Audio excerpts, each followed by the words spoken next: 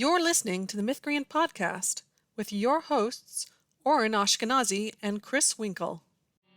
There was a castle by a waterfall with a pink and purple wall and a princess living there. She had no parents and was all alone. She got by on her own and she liked it pretty well.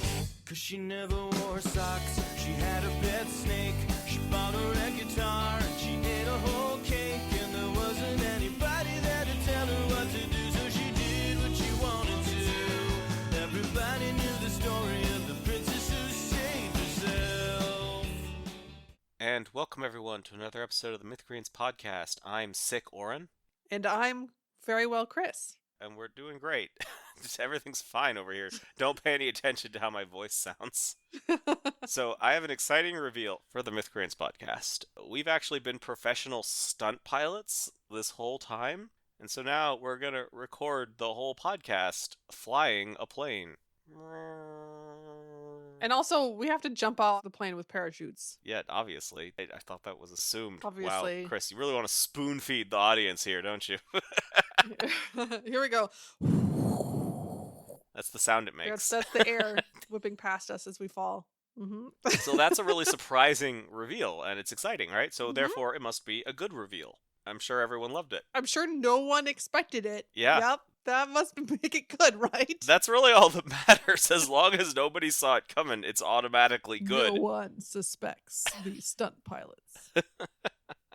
So we're talking about how to write a satisfying reveal, and as much as we clown on authors for sacrificing everything else in the name of making the reveal a surprise, the reveal probably should be a surprise. Probably. There are some exceptions where if you'd really try hard enough to hide your reveal, where the reader has to think things through to catch on, they can get to the point where they are so proud of guessing it that they don't care that they saw it coming. As long as you make an effort Yeah. to hide it. Because again, some readers are always going to be much, much savvier than others. But if you get it to the point where they can be proud of themselves and feel like they earned their guess, the correct guess, then you're good. Yeah, the benchmark that I always use is, does this seem like the characters should have figured it out? Mhm. Partly just because nothing is ever as obvious to the reader as the author thinks. So often you'll have reveals that the author is worried are too obvious, but to the reader it's like, no, I didn't see that coming. I wasn't thinking about it. So I've found that it generally becomes a problem if you have given the character enough clues that it's like, why haven't they figured it out yet? Yeah,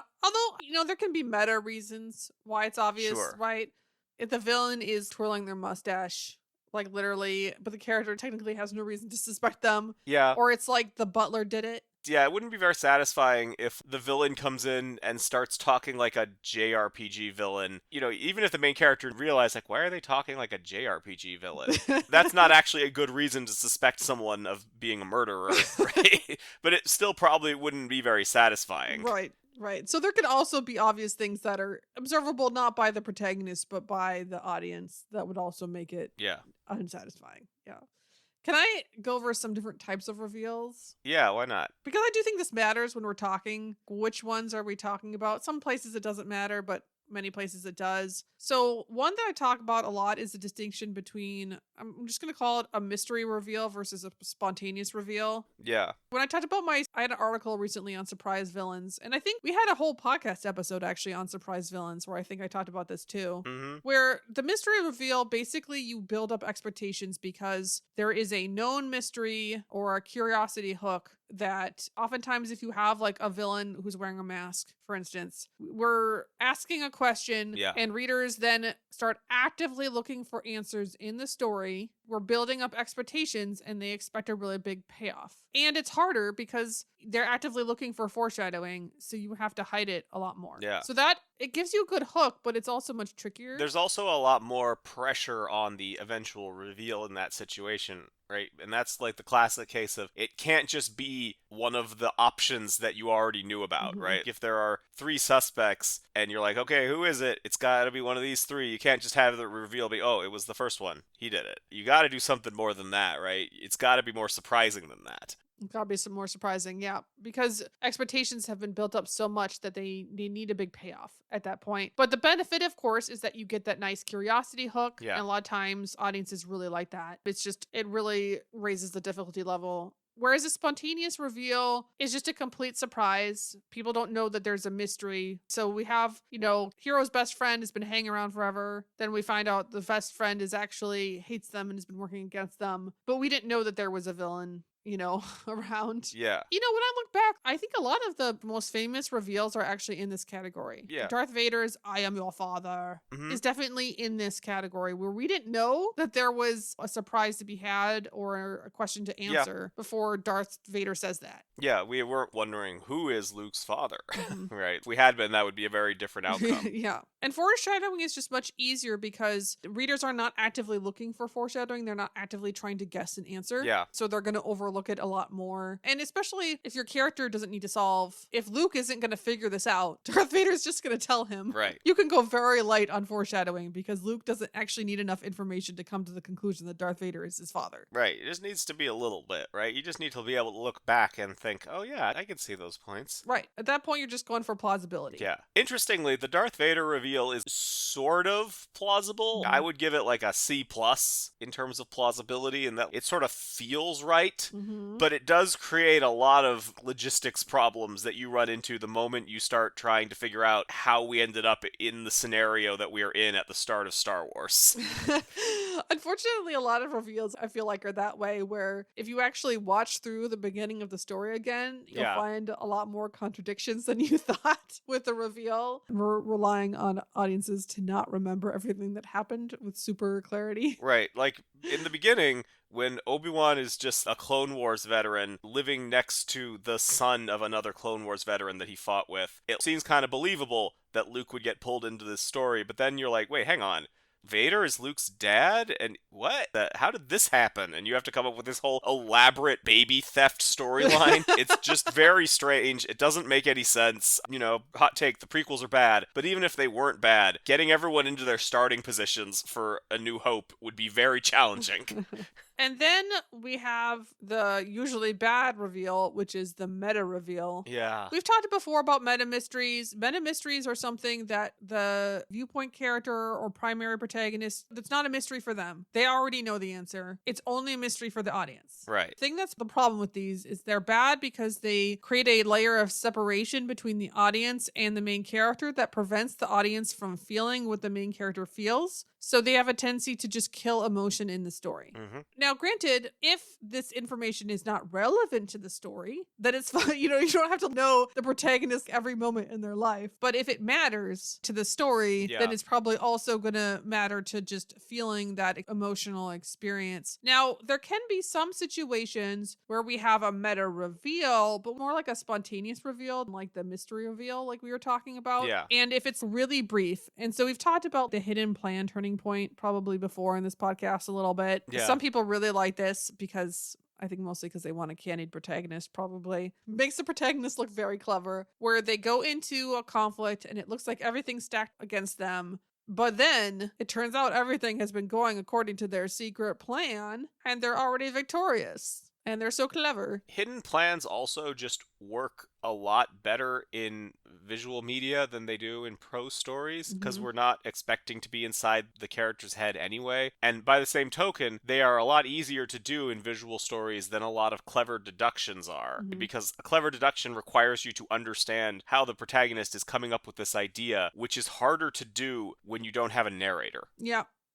But it's really funny. What happens in a movie, of course, is all of the characters are also really good actors. Just because they all act exactly like they don't have a hidden plan. Yep. Perfectly. Wow, every character is a fantastic actor. Yeah, and even then, I have seen filmed hidden plans where once it's revealed, you're like, oh, you had that the whole time? I guess you weren't ever in any danger. That's disappointing. Right, and if you go and watch it again, you may find places where they would not have done that. Right. Right? If that they really had this plan, they would not have done that. It doesn't make any sense. And I do think in books, even if we manage to get out of their head, we have to not witness their thoughts, generally, because they would be thinking about their hidden plan. Again, it tends to be distancing, it dims the emotions, and it's really hard to create the most tense kind of conflict you can when this is happening. So it still does deaden emotions somewhat. But if it's not very long, if it's really brief, I think doing it for some lesser conflicts is not necessarily a bad thing. Yeah. And some people like it. But I I would just be wary, like, the longer you have this meta, you conceal all the things that the protagonist knows that are important to the story, the more damaging it becomes. You also really need to strike this balance where once the hidden plan is revealed, it still needs to feel like there wasn't a guarantee of victory. Victory was still unlikely, because otherwise you're going to end up in a situation where the character either acts totally confident because they know they have this secret victory, in which case that's going to be a boring scene, or after you reveal the secret victory, is going to be like, why were you acting so worried? I was in your head. I heard those emotions. I know you weren't acting, right? Look, you're supposed to forget what happened before the reveal, okay? I know the author would like me to, but stubbornly I refuse.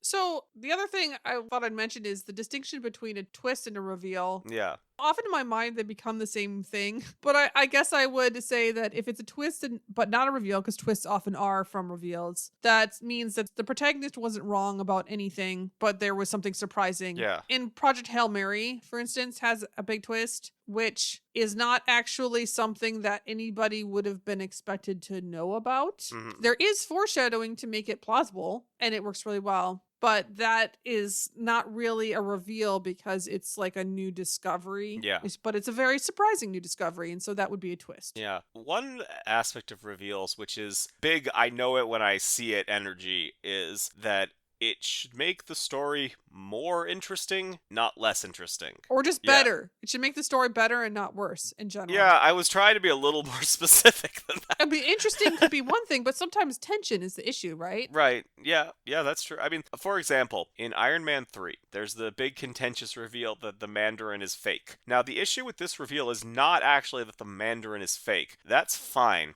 The issue with this reveal is that the backup villain, that the new guy that they bring in to be the actual bad guy, is some guy that Tony Stark didn't go to a business meeting with. And that's boring. At least before, the Mandarin had, pizzazz and like an obsession with Tony Stark and was a sort of larger-than-life figure. Now, obviously, having the main villain of your story be the Mandarin is not ideal. So I absolutely get why they went for that twist/reveal. That's fine. It's just that they needed something cooler to reveal. So it's not like, oh, I guess we have to fight Tony's disgruntled ex-business partner. That's nice.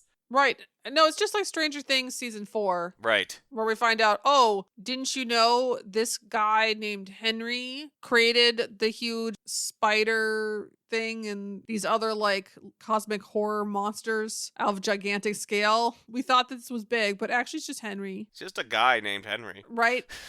I mean, that's less interesting, but more than that, it's less scary. Yeah. He's less threatening than the huge spider thing in the sky. So that's just kind of an underwhelming. It's making the story worse. Or again, if we have a reveal for the point of the reveal and it does something like undermine the stakes, it's like all this time you thought you were fighting to save the world, but really a character just lied to you and the world is not actually in danger after all. Right? Or something like that. Yeah. Okay, but we needed that for tension. Yeah. All right. Well, I guess I'll just go home then.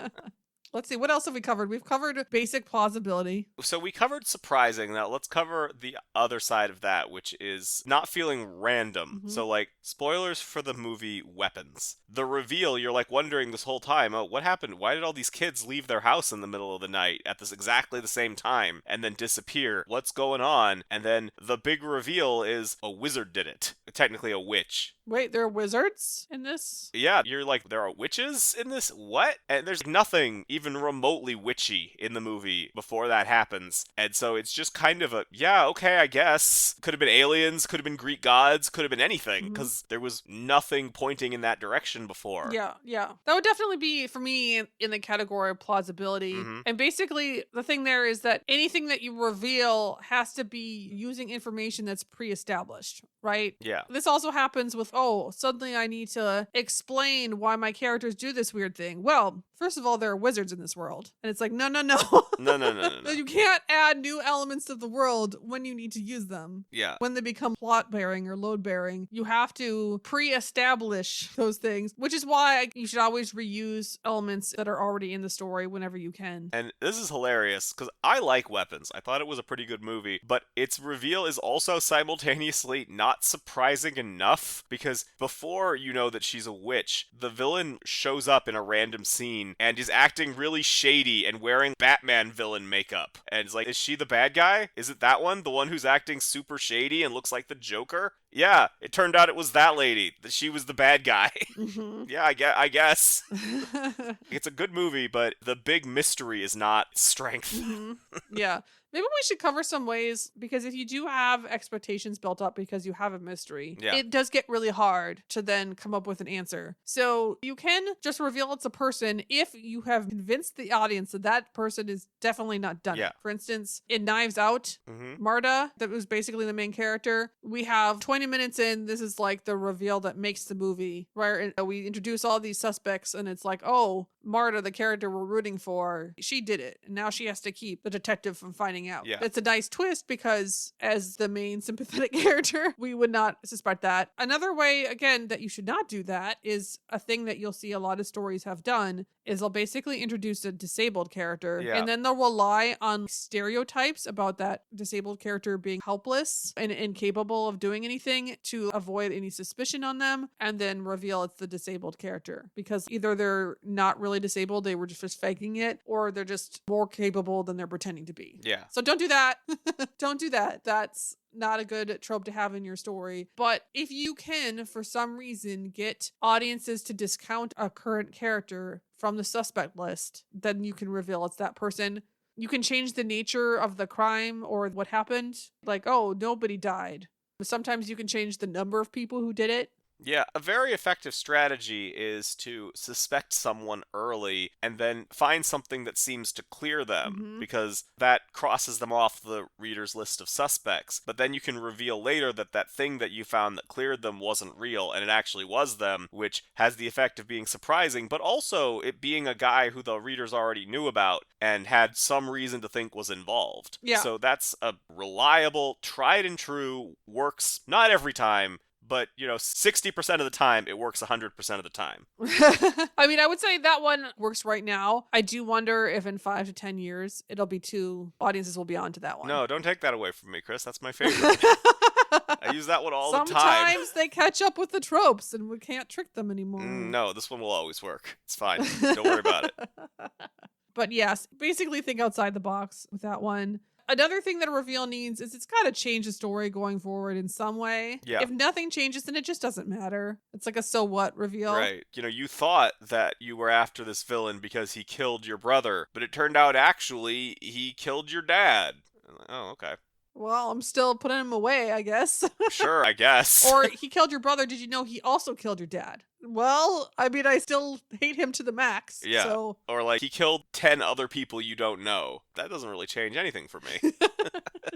So yeah, it should change the trajectory of the plot, Yeah. right? Make things happen differently in some way. It should also matter to the main character. This is true of everything in your story. It should matter to what the main character is doing because that's theoretically the through line. But I have noticed in a number of stories there'll be a big reveal that in theory matters to the world. It changes the plot, but it's not a plot the main character is part of. And this can happen with any kind of story element, but I've noticed it is particularly common in reveals just because authors are already so weird about reveals. They seem so cool and shiny, authors will often go out of their way and do weird stuff for the sake of getting them. Like, for example, spoilers for The Raven Scholar. Actual spoilers this time, not like last time. At the end, you get this big reveal that the bad guy, you thought that he was a different dude pretending to be the Emperor, but then it turns out he was an even more different dude pretending to be the Emperor. Does any of this matter to the protagonist? No.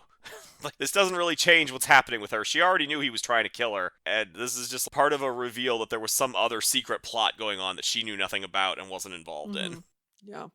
There's also, going back to the mystery reveals, where we have a lot of expectations set up. We talked about how there's extra burden on those to be really surprising. But the other thing that makes them so tricky is beyond being surprising is that you're supposed to play fair with the audience. They need an opportunity to guess. Yeah. Which means you can't just pull a random person they've never heard of. We call this the some guy reveal. Yeah. Some guy. Some guy. I recently watched I Know What You Did Last Summer. Yeah. that classic one. And after having this mystery person who's sending them notes, we eventually find, oh, it's this guy who is this father of this other girl. And we looked at, some news events to see that some people had died in the past. But it's like, well, did you know that this girl had a father and he was out there and doing things? And it's just some fisherman. And, and it's like, okay, this violates expectations a couple of ways.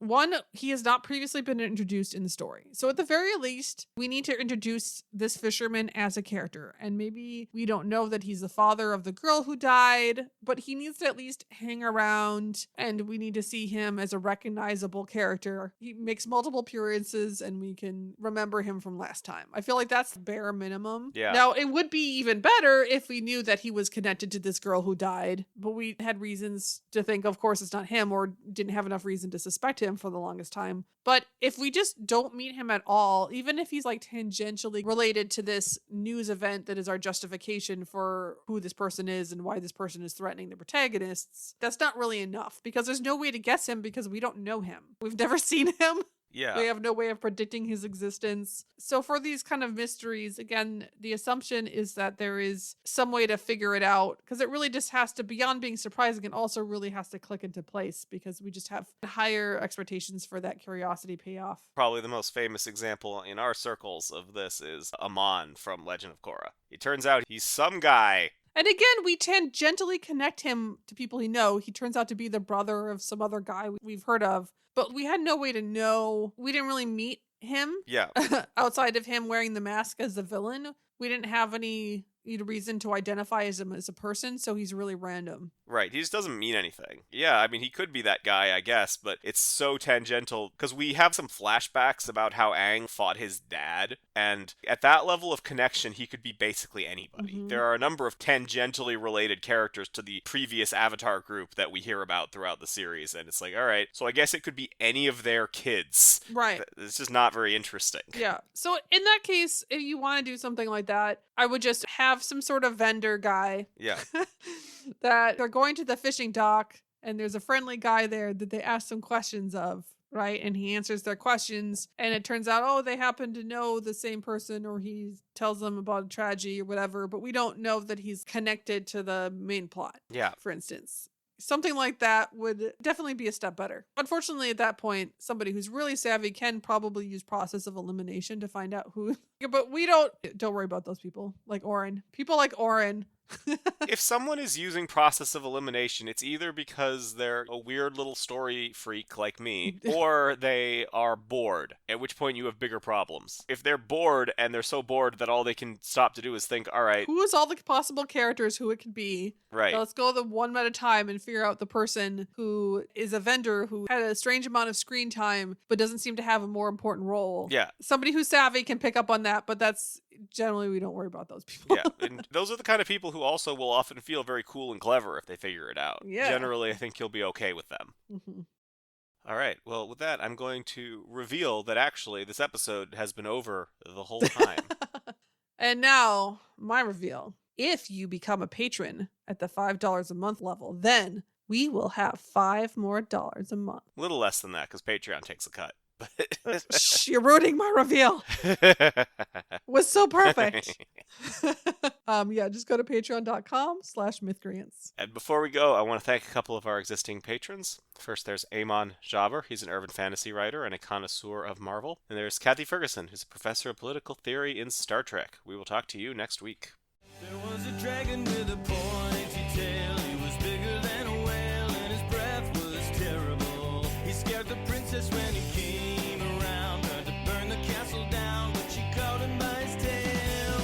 Then she tied him to a tree so the dragon couldn't fly. She told him he was mean and it made the dragon cry. When he finally apologized, she offered him some tea. He accepted it graciously. Now he visits every weekend with the princess who saved herself. This has been the Mythcreant podcast. Opening and closing theme, The Princess Who Saved Herself by Jonathan Colton.